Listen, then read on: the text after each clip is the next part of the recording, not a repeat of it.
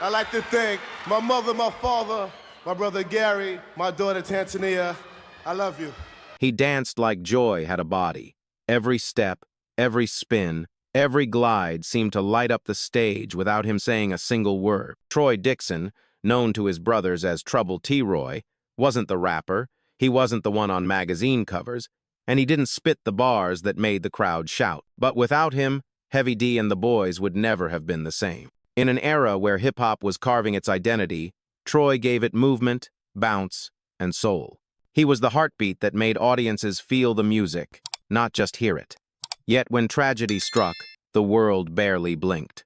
In the summer of 1990, everything stopped. At just 22 years old, T-Roy fell from a hospital balcony in Los Angeles. No foul play, no scandal, just a sudden silence where there had once been rhythm. His death wasn't splashed across headlines. There were no candlelit vigils televised, no endless tributes filling the airwaves, just whispers, a few magazine lines, and grief that never made it to the mainstream. But silence can speak volumes. Why was one of hip-hop's most vibrant spirits so quickly forgotten? How could the dancer who lit up every stage with Heavy D be reduced to a footnote? And how did that single accident inspire a song that still moves generations to this day? This is the story of T-Roy Joy in motion, taken too soon, yet immortal in rhythm. Long before his name would be etched into hip-hop history, not for a verse, but for a tragedy, Troy Dixon was just another kid running through the streets of Mount Vernon, New York. Located just north of the Bronx, Mount Vernon was its own small kingdom of rhythm and soul, a place where ambition and hunger were part of daily survival. It was a community that produced legends actors like Denzel Washington, producers like Pete Rock, and, of course, a husky kid with a wide, infectious grin named Dwight Myers, who the world would later know as Heavy D. But before the fame, before Uptown Records, before music videos and world tours, there was just a boy named Troy, and you couldn't miss him. He wasn't loud. He wasn't the kind of kid who dominated conversations or fought for attention in crowded rooms. Instead, his body spoke louder than his voice ever could. At school assemblies, at house parties, and on concrete sidewalks, Troy's body seemed to be possessed by joy itself. Whenever the music hit, he moved like it lived inside his bones. He wasn't trained. He hadn't studied choreography. But he had that intangible energy that made people stop in their tracks. His pop and lock had a looseness that looked effortless, yet somehow he hit every beat with uncanny precision. Some kids studied breakdancing. Troy simply embodied it. His dancing wasn't just about skill, it was about spirit. He cracked jokes, laughed with his whole body, and hyped up his friends until the whole block felt lighter. Mount Vernon was tight-knit, and word about Troy's gift spread quickly. Teachers noticed. Adults smiled when he broke out his moves. Kids followed him, hoping to borrow a little of that magic. And it wasn't long before his energy pulled him into the orbit of others who shared the same fire. Among them was Dwight Myers. Heavy D was already dreaming bigger than most kids on the block. He had the pen, the vision, and a booming voice that carried the kind of charisma destined for stages beyond the neighborhood. Alongside Dwight was Glenn Parrish, known as Gee Whiz, another kid with rhythm stitched into his DNA. Eventually, the circle widened to include Eddie Farrell, later known as Eddie F. Together, these boys were more than friends. They were brothers, bound by food shared when money was tight, by beats traded on cheap cassette decks, and by long talks about what life might look like beyond the streets of Mount Vernon. For Heavy, the dream was clear. He wanted to rap. He wanted to take words and turn them into music that moved crowds. He wanted to climb stages and prove that a kid from Mount Vernon could change the sound of New York. But even he knew he needed more than rhymes. He needed presence. He needed energy. He needed a spark. And that's where Troy came in. Troy wasn't chasing fame. He wasn't writing verses or thinking about record deals. He wasn't imagining his name in lights. He simply loved to dance. He loved the way movement felt like freedom, how it made the people around him smile, how it turned an ordinary afternoon into a celebration. But when his brothers started shaping what would become Heavy D and the boys, Troy jumped in without hesitation. Not because he wanted the spotlight, but because he believed in them, and they believed in him. In those early rehearsals in basements and backyards, it became clear. Heavy D brought the sound, but Troy brought the soul. He was more than a dancer. He was the glue, the morale booster, the spark that made everything shine a little brighter. When the crew moved together, they moved as one, and Troy's energy made the chemistry undeniable. Even then, before record labels and cameras, Troy's influence could be felt. He had a way of reminding his friends why they started in the first place. When ambition threatened to overshadow joy, he cracked jokes and pulled everyone back to the moment. When exhaustion weighed heavy, he broke into an impromptu routine that made everyone laugh until their stomachs hurt. He was more than movement. He was morale. Growing up in Mount Vernon, life wasn't easy. The streets bred hustle and hunger in equal measure. But in Troy, that environment sparked light rather than bitterness. He carried himself with a natural humility, never demanding attention but somehow always commanding it. While other kids dreamed of being stars, Troy dreamed of being present with his friends, in the music, in the movement. And that was perhaps his most defining trait, his selflessness. He didn't need to be front and center. He didn't need his name on the marquee. He was content being part of something bigger, a brotherhood that was already beginning to shape the sound and feel of late 80 seconds hip-hop. Looking back, it's almost poetic that Troy became known as the heartbeat of Heavy D and the boys. A heartbeat is rarely seen, rarely recognized, but it is felt. It gives life to everything else, quietly, powerfully, and without fanfare. That was Troy. By the mid-1980 seconds, the crew was inseparable. They weren't just performing, they were growing together, dreaming together, and carrying each other through the challenges of adolescence in a world that didn't often make space for young black men to thrive. They weren't chasing fame as much as they were chasing joy, and with Troy in the mix, joy was never far away.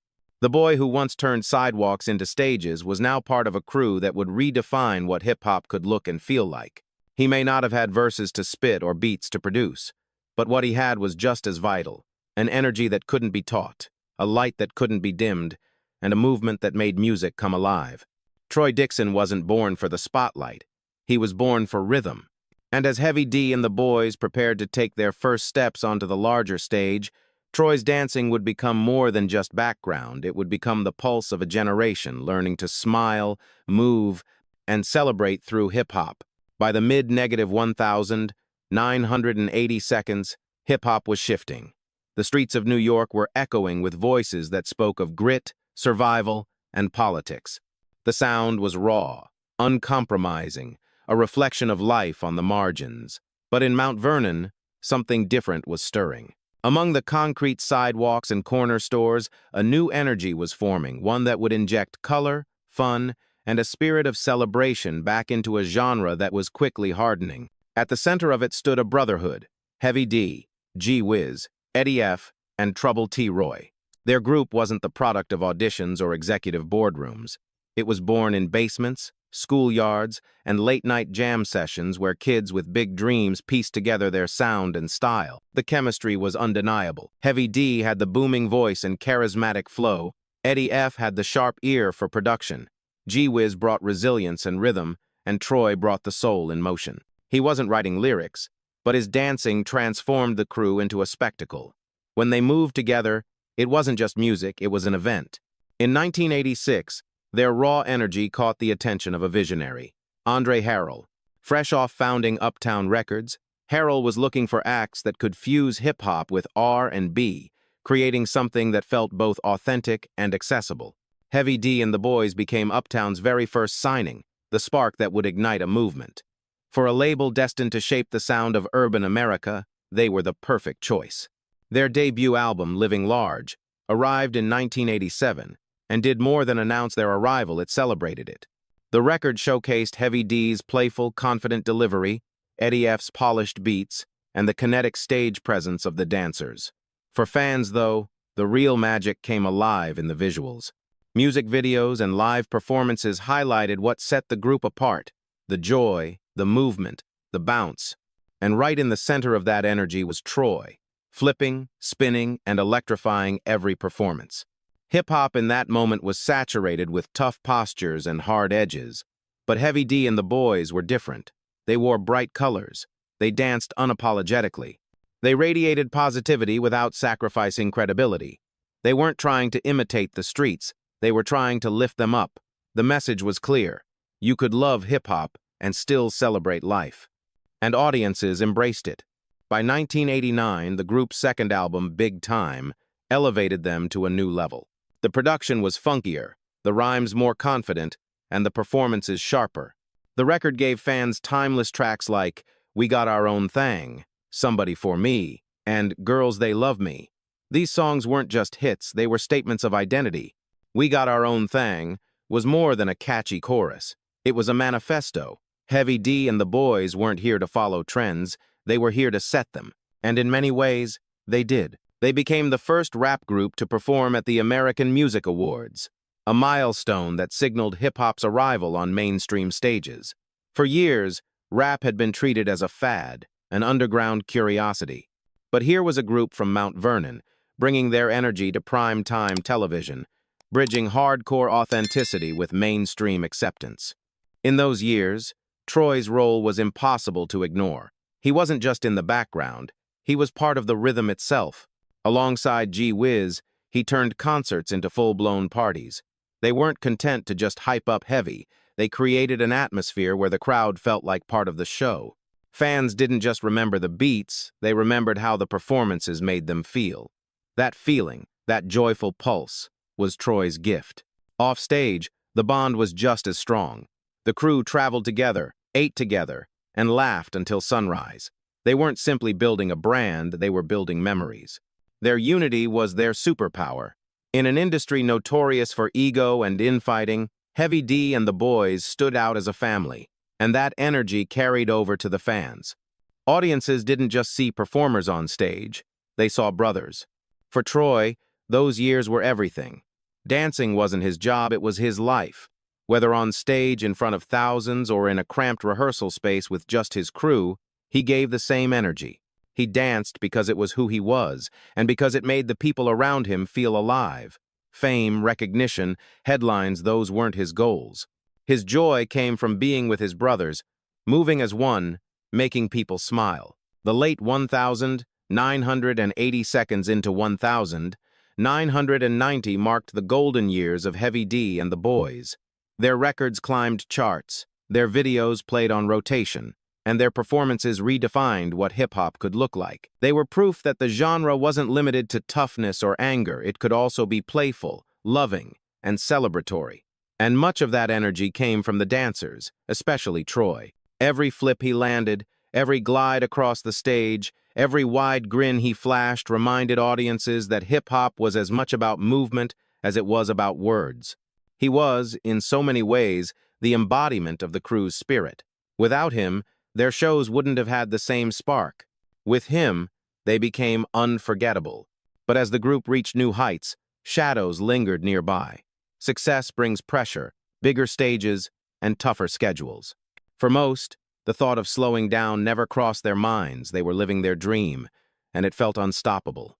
No one could have imagined how suddenly that dream would be cut short. At that moment, though, all that mattered was the movement. From the streets of Mount Vernon to Uptown Records, from local block parties to national award shows, Heavy D and the boys had risen. They weren't just performers, they were pioneers. And at the heart of it all, keeping the rhythm alive, was Trouble T. Roy, the dancer who turned music into joy. By 1990, the dream that began in the basements and backyards of Mount Vernon had turned into something much larger. Heavy D and the boys were no longer just hometown heroes, they had become household names. Their music crossed city lines, national borders, and cultural barriers. Tracks like We Got Our Own Thang and Somebody For Me weren't just radio hits, they were cultural markers. They made people dance in clubs on Friday nights, and they echoed from car stereos on long Sunday drives. What made the group so distinctive was the balance they struck. Heavy D's booming charisma drove the sound, but he never carried it alone.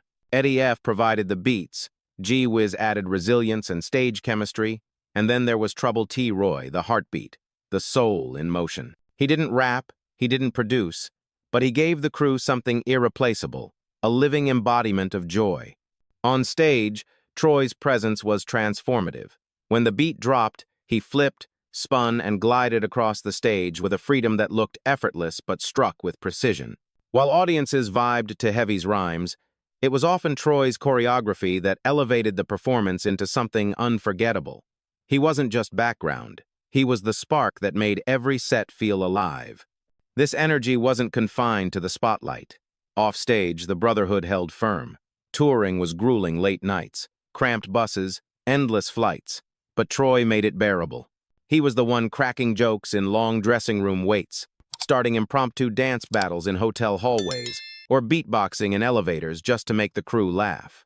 In a world where fame often fractured friendships, Heavy D and the boys remained whole. Their momentum grew quickly. They weren't a gimmick. They weren't manufactured. They were a family that had turned their natural chemistry into a cultural movement. And by 1990, they were touring the country with Public Enemy and Third Bass, sharing stages with some of the era's most influential acts. For Troy, every performance was a chance to pour out his soul. He didn't dance for clout, he danced because it was the purest expression of who he was. Fans felt it too. At every show, crowds erupted not just for the rhymes, but for the spectacle. Heavy D and the boys didn't just perform songs, they turned concerts into celebrations. At a time when much of hip-hop leaned into posturing and aggression, this crew reminded audiences that joy was revolutionary too. Troy's dancing became a subtle redefinition of masculinity within hip-hop. In an industry dominated by toughness, he brought bounce, humor, and playfulness without fear of ridicule. He showed that strength could live alongside joy, that movement could be both powerful and liberating. For many, it was refreshing. For Troy, it was simply who he was. The ascent of Heavy D and the boys was meteoric, but it wasn't just the records or the recognition that mattered. What set them apart was how much they loved each other, and how much that love spilled into the music. And in the center of that bond, always smiling, always moving, was T-Roy. The summer of 1990 should have been a season of celebration. Heavy D and the boys were riding high, their second album, Big Time, cementing them as one of the most exciting acts in hip-hop. They had just finished electrifying crowds alongside Public Enemy and Third Bass, touring the country with a show that felt less like a concert and more like a cultural explosion. For Troy, it was everything he had dreamed of, living on stage, moving with purpose, watching joy ripple through thousands of fans at once. But fate doesn't measure success in record sales or roaring crowds. Sometimes it strikes in the most ordinary of moments. That August, while in Los Angeles, the group made what seemed like an innocuous stop at St. Mary's Mercy Hospital in the Crenshaw district. Accounts differ. Some said they were visiting a friend. Others claimed it was just a casual visit. Whatever the reason, it should have been uneventful. Instead, it became the day everything changed. At some point during the visit, Troy fell from a second-story balcony. One moment he was laughing, alive, filled with the energy that defined him. The next, he was on the pavement below, motionless. Just like that, the heartbeat of Heavy D and the boys was silenced. He was only 22. The reports that followed offered little clarity. Some witnesses said he had been leaning over the railing, waving at someone, when he lost his balance. Others whispered about horseplay gone wrong. A few murmured there might have been a scuffle. In an era before surveillance cameras and cell phone footage, there was no definitive account to rewind, no video evidence to silence speculation. All that remained were fragments, half-told sentences, and an unbearable silence. The Los Angeles Police Department quickly closed the case. It was an accident, they said. No foul play suspected. But for those who knew Troy, the explanation felt incomplete. This wasn't just any young man. This was someone so grounded in his body, so precise in his movements, so in tune with rhythm and space. How could a man who lived through movement lose everything in a single misstep? The unanswered questions lingered, but perhaps what stung most was the world's muted reaction. There were no MTV specials, no national tributes, no candlelit vigils televised on the evening news. Just a few lines in music magazines, a couple of whispers backstage, and then silence. In an industry that paused when rappers were taken too soon, a dancer's death barely made a ripple.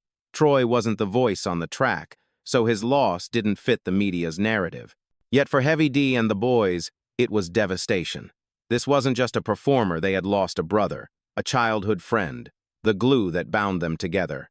For Heavy D himself, the pain cut deepest. He and Troy had grown up in the same streets, chased the same dreams, turned their bond into art. On stage, their chemistry was undeniable. Off stage, their brotherhood was unshakable. After the fall, something essential broke. The joy that had once defined the group was muted. They still performed, they still recorded, but the spark was gone. Every stage felt emptier. Every beat carried an echo of what was missing. For fans, the loss was disorienting. One day Troy was there, grinning, flipping, spinning, the embodiment of joy. The next, he was gone. No farewell, no last performance, no chance to say goodbye. Just an empty space where a heartbeat used to live. Even today, the tragedy remains wrapped in shadows. The details never settled, the questions never fully answered. But what everyone agrees on is this. The fall of T. Roy wasn't just the end of a young life.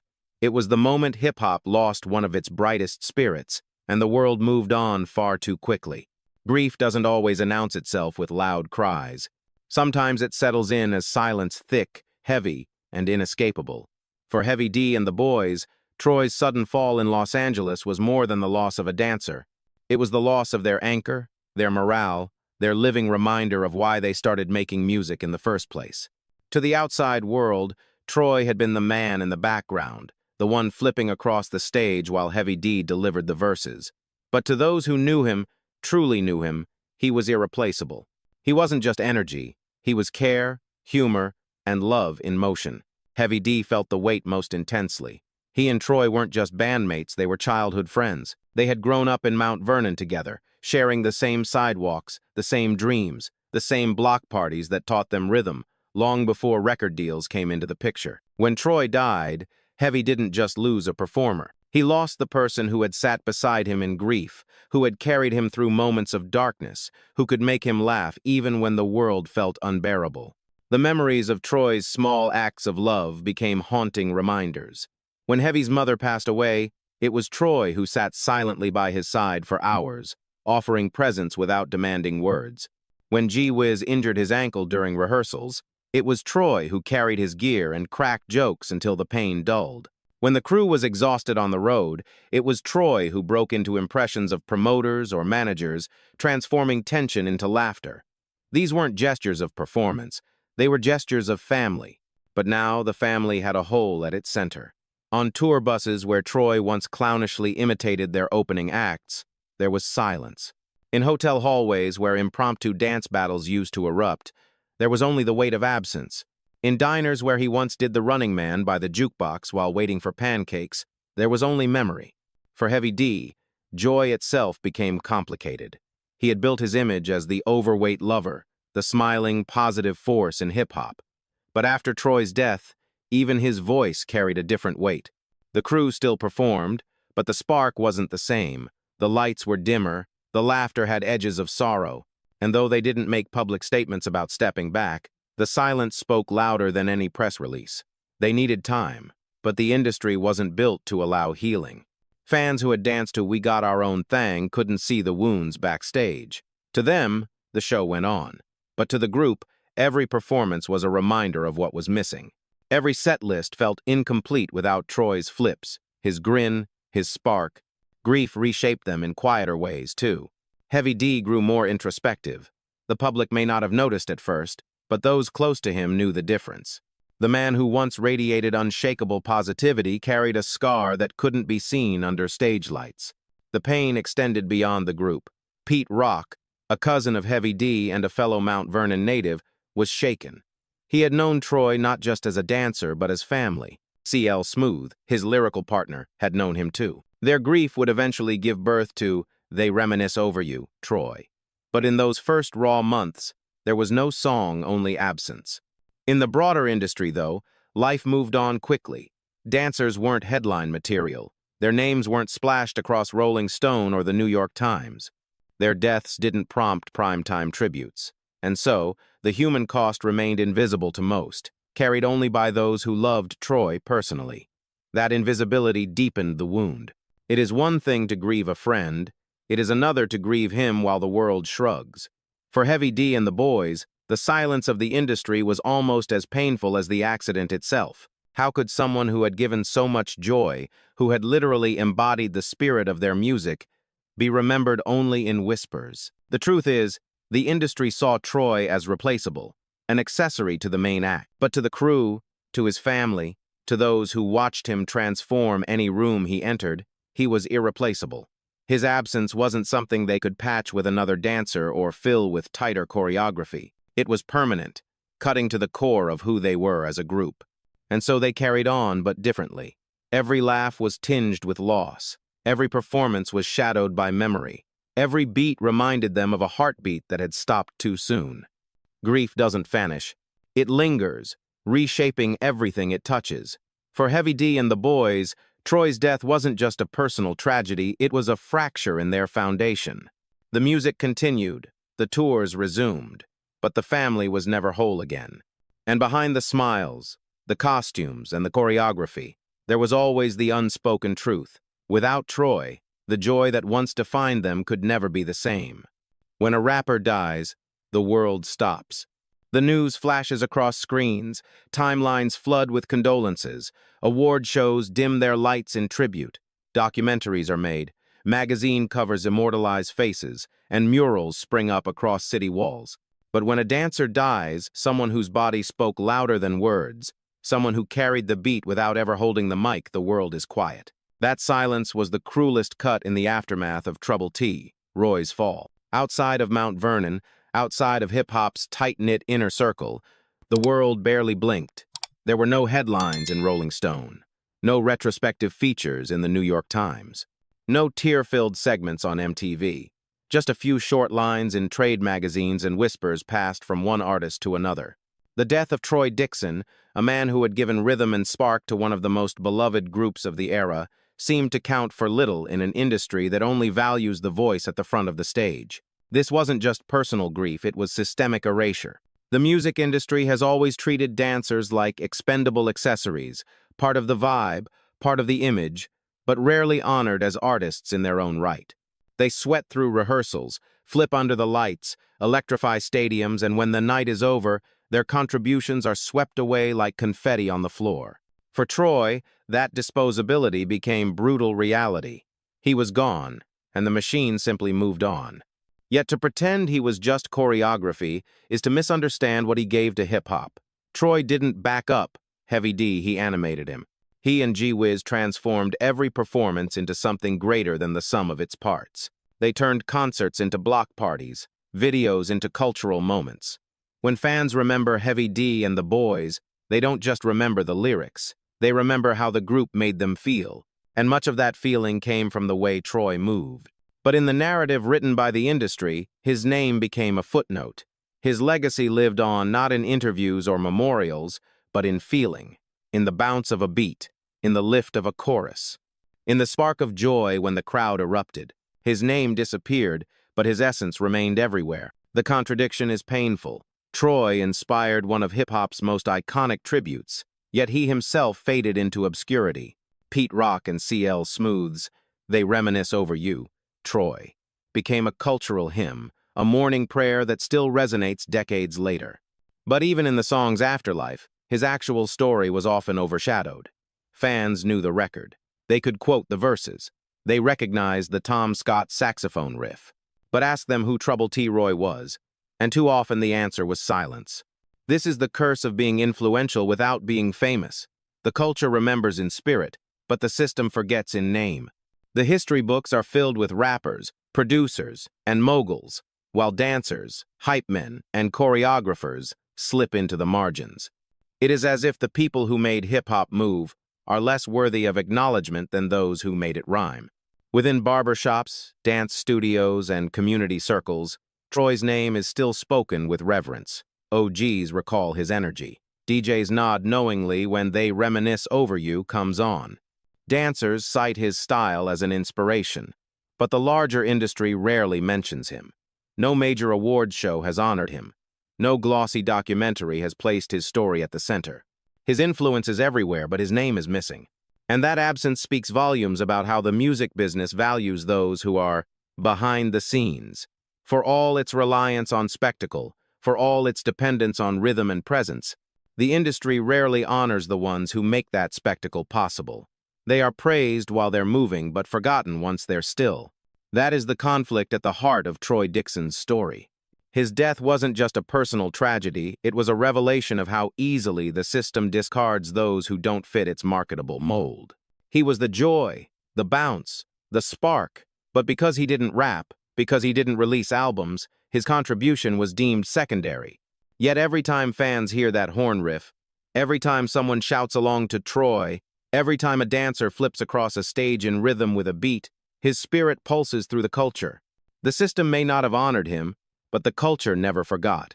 That's the contradiction and the injustice. For a man who never asked for attention, it may feel fitting that his legacy survives quietly, in movement rather than headlines. But it also raises a haunting question. How many other Troys have we forgotten? How many dancers, hype men, producers, and friends who gave everything to build this culture never got their flowers? The industry didn't say his name, but hip-hop still does. And as long as the music moves, Troy Dixon moves with it. 2 years after that balcony fall in Los Angeles, the silence surrounding Troy's death was broken not by headlines, not by the industry that had ignored him, but by music.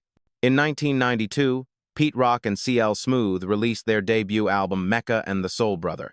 Hidden inside its tracklist was a song that would become one of the most powerful elegies in hip-hop history.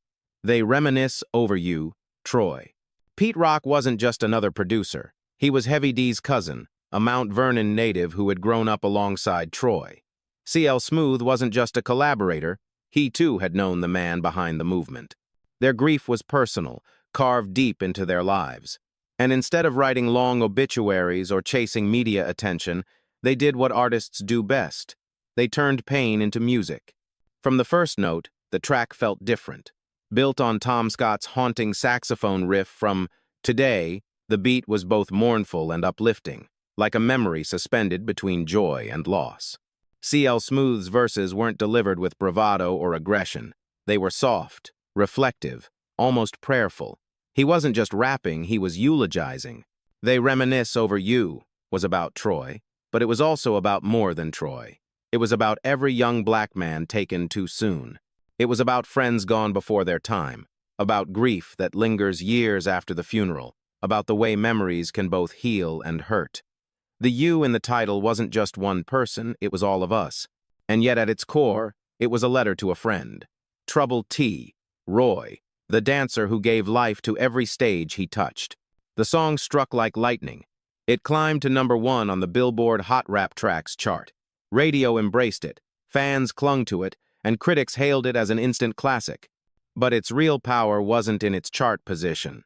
It was in the ache behind every word, the way it made listeners stop and feel.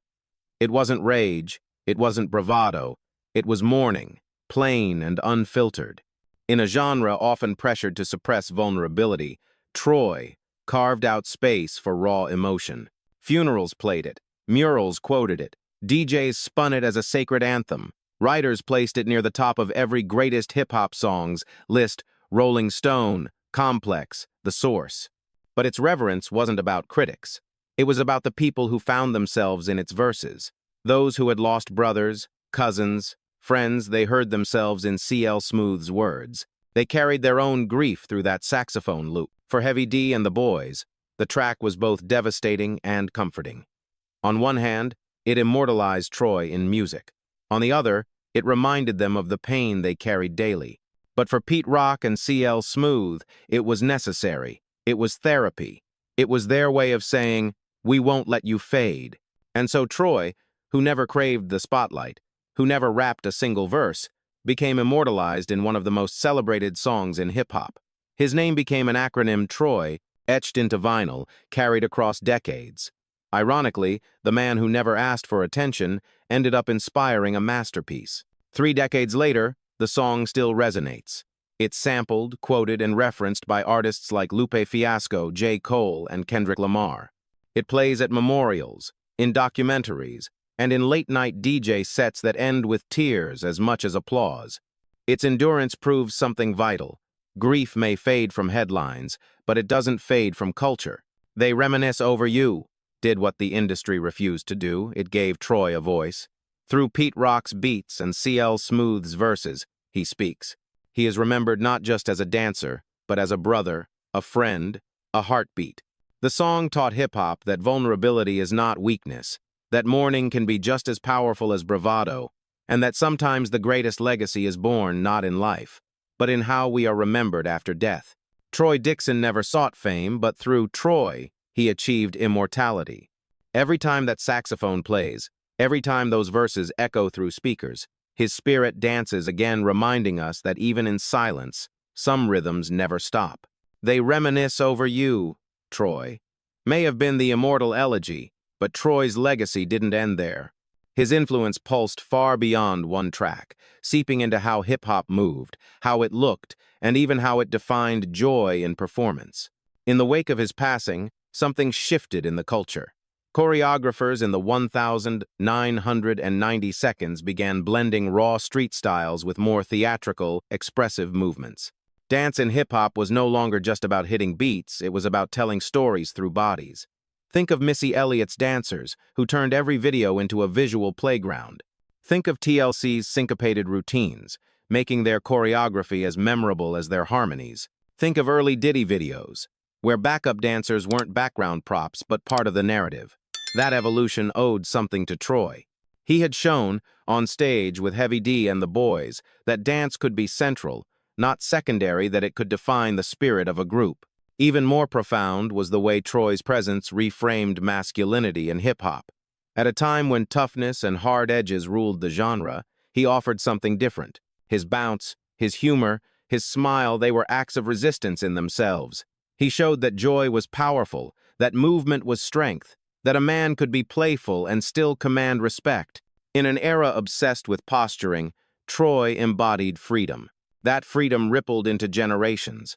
Artists who came after, whether they knew his name or not, moved in spaces he helped carve. Every rapper who leaned on dancers to amplify energy, every choreographer who insisted movement mattered as much as lyrics, every kid who turned their living room into a stage because the music demanded it, they were all walking in Troy's footsteps. And it didn't stop with the 90 seconds. His fingerprints are on 1,000 music videos across the decades. They're in the energy of club routines, the swagger of award show stages, the viral choreographies of YouTube, TikTok, and Instagram. Whenever young dancers pop, lock, or glide to a beat with abandon, whether they realize it or not, they echo Troy's spirit. For those within hip-hop's inner circles, his name is still spoken with reverence. OGs remember him as the glue of Heavy D and the Boys, the one who made everyone laugh, who lightened every room. DJs nod knowingly when Troy plays, honoring not just the song but the man behind it. In barbershops and dance studios, stories of troubled T-Roy still surface testaments to how much he mattered. Yet in the broader industry, his absence remains glaring. The labels, the award shows, the glossy retrospectives rarely mention him. That silence reveals a painful truth. The system benefits from the culture but often neglects to honor its architects. Troy is one of countless unsung heroes whose contributions shape the feel of hip-hop, yet whose names are too rarely etched into its official history. And so his legacy lives in a paradox. On one hand, he is immortal in rhythm, alive in every movement, every bounce, every joyful expression in hip-hop. On the other, he remains a ghost in the footnotes, too often overlooked by the very industry that profited from the energy he helped create. But perhaps that paradox is part of what makes his story so resonant. Troy didn't need the mic to be loud. He didn't need headlines to matter. His presence was its own language, a choreography of laughter, humility, and rhythm. He lit up the world around him, not by demanding attention, but by giving joy. Today, when we celebrate the golden age of hip-hop, his name should sit alongside the giants, not because he released hit records, but because he changed the way those records felt. He proved that movement was as essential to the music as any lyric, and in doing so, he left a legacy far bigger than the brief life he lived. As long as hip-hop moves, Troy moves with it. Every beat that makes a crowd rise, every stage that turns into a celebration, every saxophone note from Troy that feels like a heartbeat, his spirit is there. Troubled T-Roy may have left the stage too soon, but the stage never left him. He danced like joy had a body. That's how the story began, and that's how it should be remembered. Troubled T-Roy never needed verses or fame to leave a mark. He lit up the world through movement, through laughter, through the quiet ways he held his brothers together. For Heavy D and the boys, he wasn't just a dancer, he was the heartbeat. And when that heartbeat stopped, the silence was deafening. The tragedy of his death was not just in its suddenness, but in the way the world moved on so quickly. There were no televised vigils, no grand memorials. Outside of Mount Vernon and hip-hop's inner circle, his name faded almost as fast as the headlines appeared. Yet in that silence, something eternal was born. Pete Rock and CL Smooth poured their grief into They Reminisce Over You, Troy. And through that song, Troy lives forever. Every time that saxophone riff echoes, every time those verses play, he is resurrected in rhythm, but his legacy extends beyond a single track. It exists in the way hip-hop embraced joy again in the late 80 seconds and early 90 seconds, in the way dancers became central to storytelling, in the way masculinity found room for humor and freedom alongside toughness. Troy helped shape that, even if his name is too rarely spoken. And that is the lesson his life leaves behind. Greatness is not always in the spotlight. Sometimes it's in the background, in the ones who hold others up, who keep the spark alive, who remind us why we dance in the first place. Troy Dixon mattered, not because the industry said so, but because culture remembers, because the people who loved him refuse to forget, because every time someone dances with abandon, they carry a piece of him forward. So what do we owe Troy? We owe him acknowledgement. We owe him space in the conversation when we honor hip-hop's golden age. We owe him credit not just as a dancer, but as a cultural figure whose influence still ripples through the music, the movement, and the joy of today.